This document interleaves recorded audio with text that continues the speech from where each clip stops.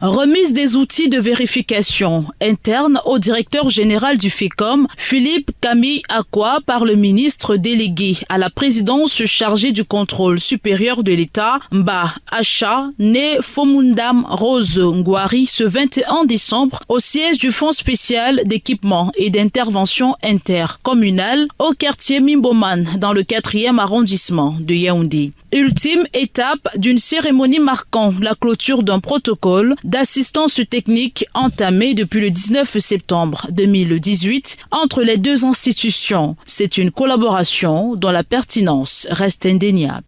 C'était juste pour mettre en œuvre l'une des missions de Consopé, les attributions de Consopé contenues dans notre texte organique.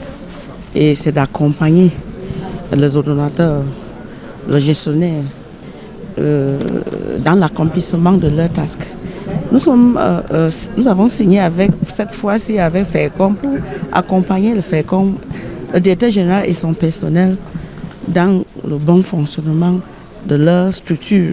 Si l'apport substantiel du contrôle supérieur de l'État s'inscrit dans le cadre normatif de renforcement des capacités du personnel du FECOM en matière de la bonne gouvernance et transparence dans la reddition des comptes, il est tout aussi question d'établir une cartographie des risques de l'institution intercommunale, d'où l'intérêt de la formation. La gestion des fonds publics, l'amélioration de la compétence et la reddition des comptes.